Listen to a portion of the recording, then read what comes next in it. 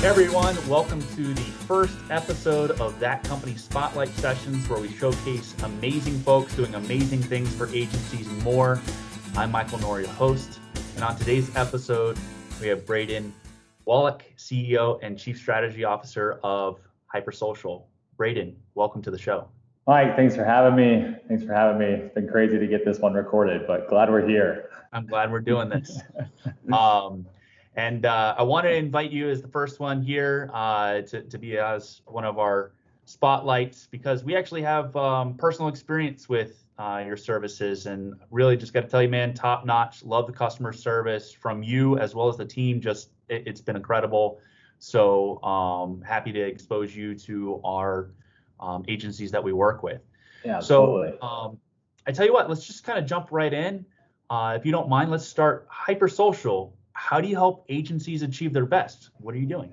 Yeah, absolutely. So I used to own more of an agency side of things where we did a lot with Instagram marketing. While I was doing that, and I come from a B2B sales background, so while I was doing that, I got into the world of LinkedIn and figured out how powerful LinkedIn could be. Really grew that agency really, really well, just going and creating relationships. So I guess it's 2019 now, got into LinkedIn more, put our entire focus into there on helping agencies find the right decision makers at companies that they want to work with. So basically what we do is we will take over our clients' LinkedIn accounts, just like with the way we took over yours, Mike. We find those ideal target prospects for you on LinkedIn. We go and we start conversations with them. We start to build those relationships, ultimately leading to the point where they want to become a customer of yours. So that's kind of the quick high-level view of what it is that we do. Absolutely. And so how long have you been operating HyperSocial now? Yeah, so I call it the old HyperSocial now. That one started towards the end of 2016. And then we actually rebranded in October of 2019 to put the focus into the B2B agency space. And that's the current HyperSocial. So about, I guess, just over a year and a half now, 8 months.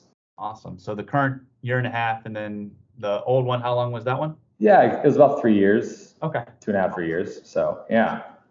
And so a year and a half in rebrands, approximately how many customers do you currently serve?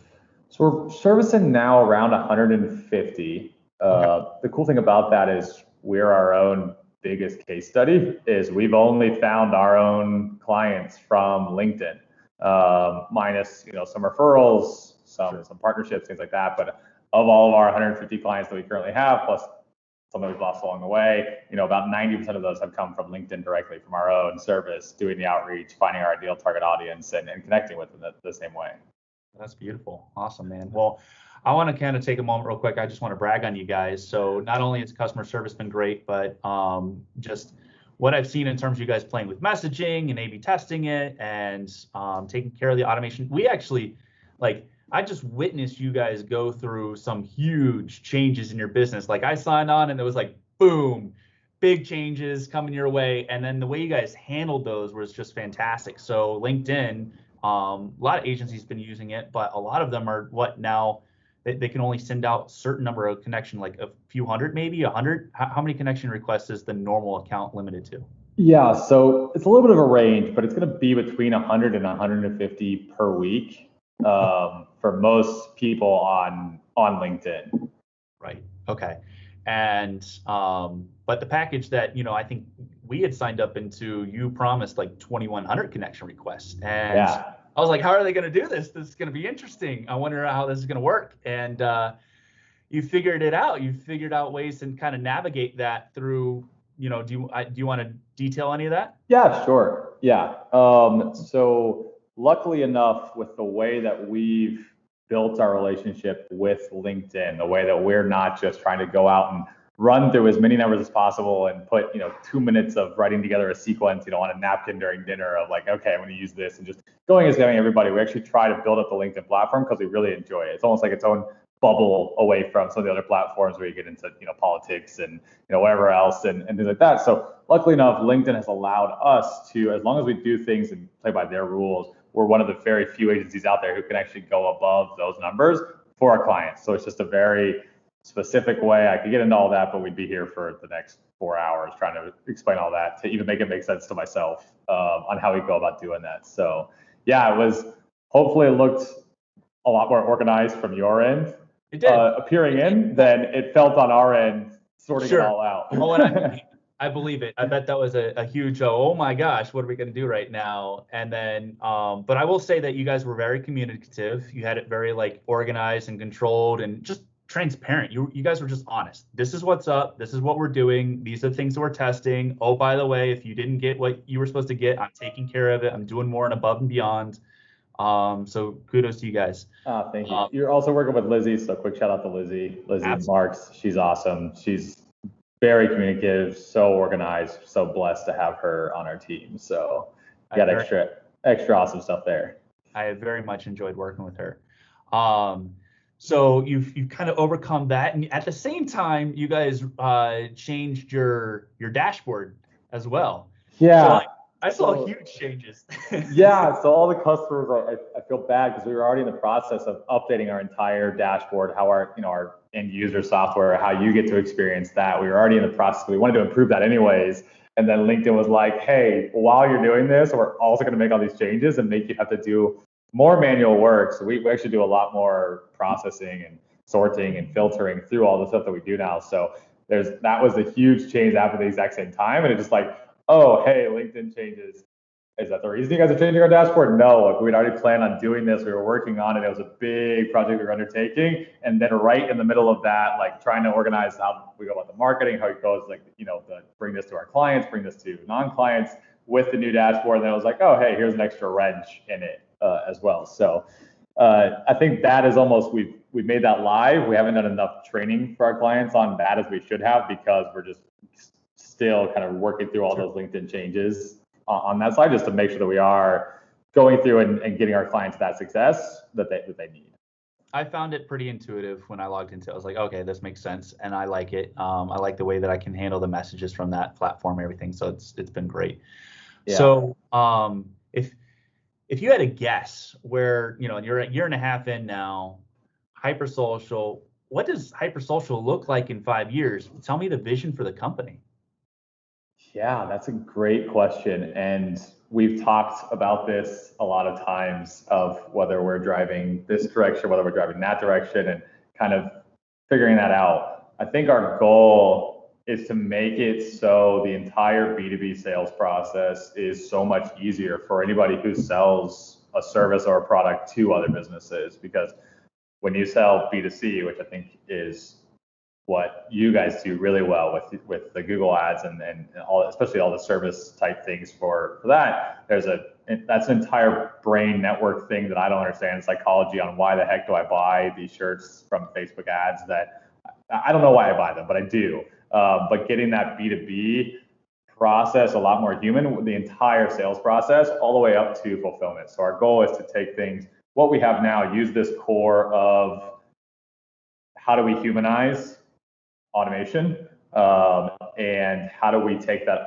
not even just on the LinkedIn platform, how do we take that to email? How do we take that to cold calling? How do we take that to even, BDRs and account executives and things like that? So our goal is to kind of be the entire pie, I guess, the entire process of the sales process for B2B companies, where if they need just a bit, they've got the owner who's a good salesperson, cool, we can just start with just LinkedIn outreach and start small, all the way up to, hey, we need an entire sales team, sales process, all that stuff built out. That's kind of the long-term goal in the next 5 years. Love it. Awesome.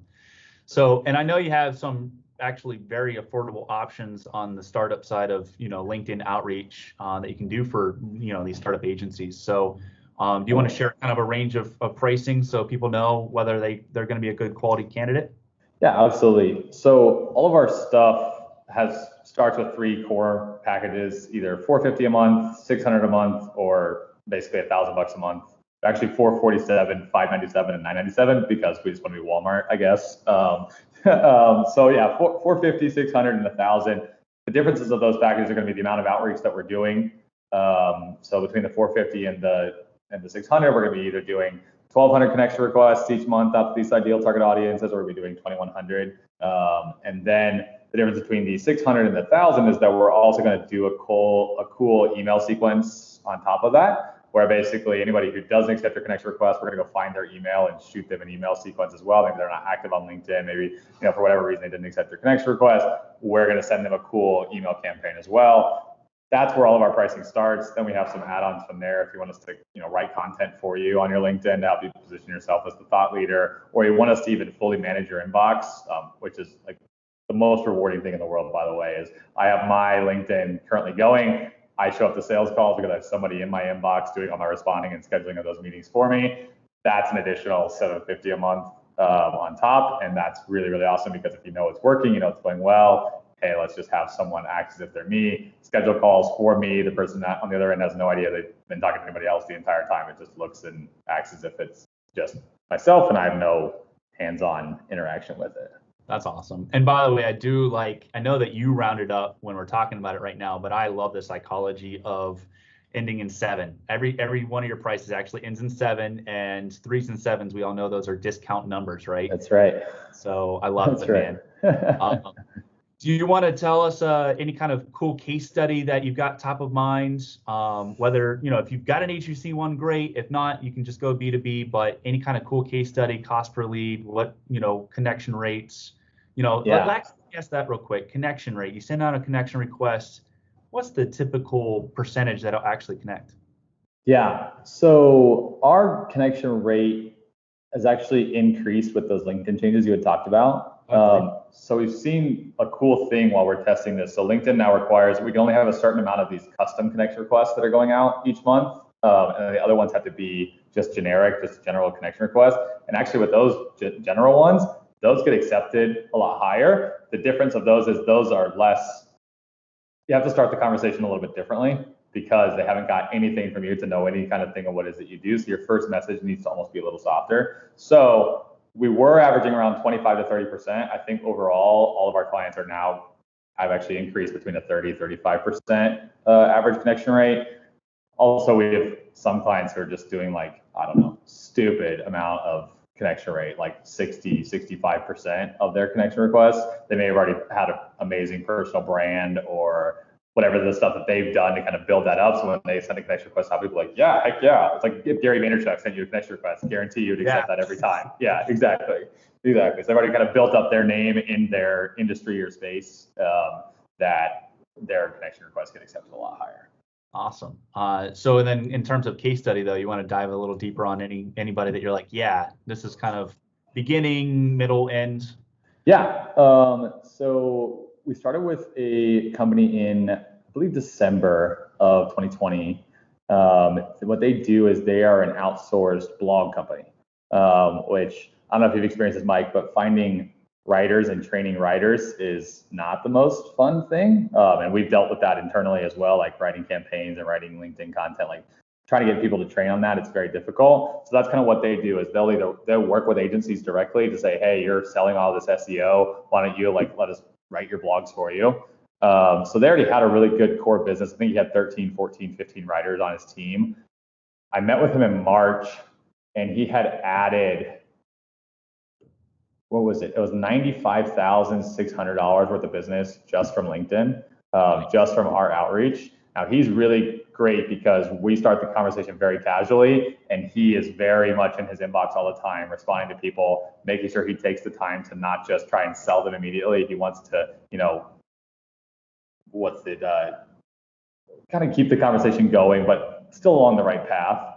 So he has been like a perfect person on that end for that. And then actually, I got an email from him a month ago that his business, since working with us, he's only working 15 hours a week now, and it's just him responding in LinkedIn and him doing sales calls. And his business has actually doubled their monthly recurring revenue just from this. Like this is their entire sales pipeline now, which I don't necessarily recommend everybody just makes LinkedIn their entire sales pipeline. It could be a piece of it, but he has made it his only one. And now he spends 15 hours a week, and his company has doubled in size. And that's awesome. 5 months, 6 months of working with us, and he's spending $600 a month. So yeah, really, really cool. So he refuses to call himself an agency too, because usually agencies do a lot more than what he does. He's very specific in what he does, but it's really, really powerful and it's very similar to an agency. And so that's kind of like the most recent testimonial in my mind. I'm actually meeting with him like 2 hours ago, which is another reason he's in my mind as well. That's awesome, man. That's awesome. Anything else that you want to share with any of the agencies about what you do in general before we kind of wrap up? Yeah, sure. I can actually just give more advice, whether you choose to hire us or not. If you're going to go do LinkedIn outreach on your own, whether you hire HyperSocial or not, just go. You'll see a lot of people out there who are just trying to pitch and sell and pitch and sell. If you combine the more old-fashioned networking, old-fashioned lead with value, similar to the inbound approach of giving people the content that they need to be able to research, just do that with an outbound approach. Ask the right questions instead of just, hey, can I get 15 minutes of your time to, sell you my stuff? Can I get 30 minutes of your time to sell you my stuff? If you start with a conversation, you will have so much more success on any kind of cold outreach, and especially on LinkedIn, because LinkedIn is the way that it operates best is face to face. It's Mike Nor's name with his profile picture. It's my name with my profile picture. So it's like we're just connecting like this, but on a social platform.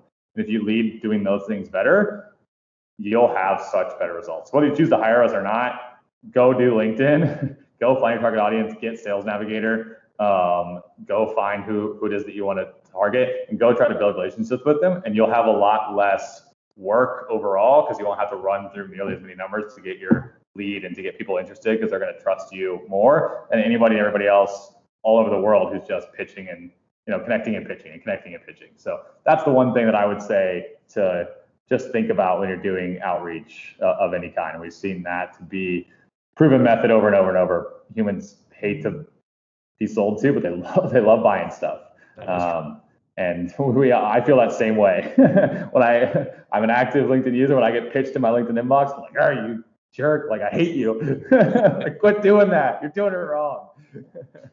Especially once you know how to do it right. Yeah, exactly. And not that I'm a posh person, because I'm just happy, go out and try it, go out and do it. But if you're going to do it and you're going to spend the money on it, may as well do it right. May as well get the highest conversion rate possible. Build long-term relationships, not just a short-term game. Absolutely, man. So if anybody wants to reach out to you to learn more about your services, what's the best way to reach you? Surprisingly, the answer is going to be LinkedIn. LinkedIn, you can shoot me an email as well at Braden at HyperSocial. Either one of those is a really good option. LinkedIn will be better. I also have somebody in there. My inbox gets pretty filled, but I have somebody managing my LinkedIn inbox, so that'll be a lot easier to get a response from me. I'm in there too, or from the person who's managing my inbox to help get something scheduled. Beautiful. Well, Braden, thank you for being on the show. Thanks, Mike.